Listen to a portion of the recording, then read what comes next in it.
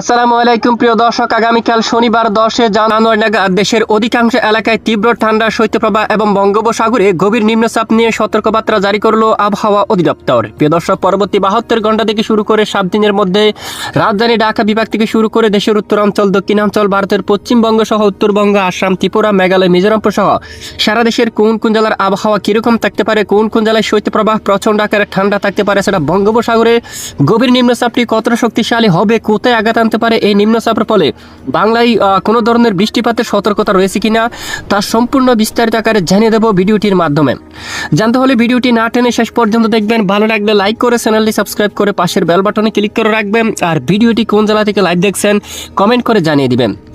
দর্শক বন্ধুরা, সরাসরি উপগ্রহ লাইভ স্যাটেলাইট ইমেজের উপর দেখা যাচ্ছে ভোর সকাল থেকে দেশের আকাশ প্রায় পরিষ্কার রয়েছে। তবে দেশের কিছু কিছু এলাকায় প্রায় দুপুর 11টা-12টা পর্যন্ত ঘন কুয়াশায় ঢাকা ছিল। কিছু কিছু অঞ্চলে সেটা একেবারে উত্তর পশ্চিমাঞ্চল দিয়ে কিন্তু একটি কুয়াশা বেল্ট কিন্তু আসতে যাচ্ছে। বিশেষ করে বিহার উপর দিয়ে দেখুন, এখানে বাগালপুর, পূর্ণিয়া, এছাড়া রংপুর, রাজশাহী বিভাগের একেবারে উত্তর পশ্চিমাঞ্চলে কিছুটা কুয়াশা বেল্ট কিন্তু আসতে যাচ্ছে, যার কারণে ঘন কুয়াশায় ঢাকা থাকতে পারে আকাশ। একেবারে উত্তরাঞ্চলে সেটা বাংলাদেশের সকল জেলার আকাশ প্রায় পরিষ্কার দেখা যাচ্ছে ভোর সকাল থেকে।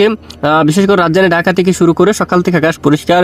খুলনা, বরিশাল, চট্টগ্রাম সহ সিলেট, ময়মনসিংহ, পশ্চিমবঙ্গের সকল জেলায় কিন্তু আকাশ পরিষ্কার রয়েছে। বঙ্গোপসাগরের স্বাভাবিক অবস্থা রয়েছে। তবে বঙ্গোপসাগর একেবারে দক্ষিণ বঙ্গোপসাগর কিন্তু খুবই উত্তাল হয়েছে অলরেডি। ইতিমধ্যে একটি গভীর নিম্নচাপ কিন্তু একেবারে দক্ষিণ বঙ্গোপসাগর কিন্তু অবস্থান করছে। এটি সরাসরি শ্রীলঙ্কার উপকূলীয় অঞ্চলে তাণ্ডব চালার কিন্তু সম্ভাবনা রয়েছে। এই গভীর নিম্নচাপটি সরাসরি শ্রীলঙ্কার উপকূলীয় অঞ্চলে প্রচণ্ড বেগে আঘাত আনতেছে অলরেডি। এটি এর প্রভাবে ভারী থেকে অতি ভারী বৃষ্টিপাত হতে পারে এবং দক্ষিণ ভারতের উপকূলীয় অঞ্চলে কিন্তু আকাশ প্রচণ্ড মেঘলা থাকবে, সঙ্গে মাঝারি থেকে ভারী বৃষ্টিপাত হতে পারে এবং এখানে মধ্য বঙ্গোপসাগরে কিছুটা উত্তাল থাকতে পারে। তবে বাংলার উপকূলীয় অঞ্চলে কোনো ধরনের সতর্ক বার্তা কিন্তু নেই। এই নিম্নচাপটি বাংলায় অথবা পশ্চিমবঙ্গের উপর আসার কোনো সম্ভাবনা নেই, বা এই নিম্নচাপের প্রভাবে হালকা আকাশ মেঘাচ্ছন্ন হতে পারে দেশের দু এক এলাকা জুড়ে। তো আমরা সরাসরি চলে যাচ্ছি আগামীকাল শনিবার 10 জানুয়ারি আপডেটে। দেখা যাচ্ছে শনিবার 10 জানুয়ারি দেশের আকাশ প্রায় পরিষ্কার থাকতে পারে। এখানে কিছুটা ধোঁয়াশা থাকতে পারে, আকাশ আংশিক মেঘাচ্ছন্ন থাকতে পারে।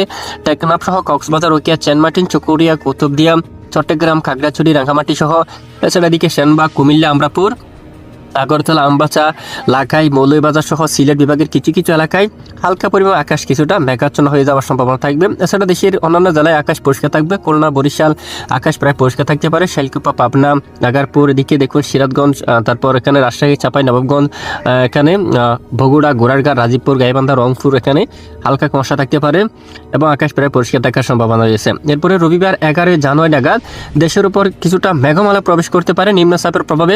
আরামবাগ থেকে শুরু করে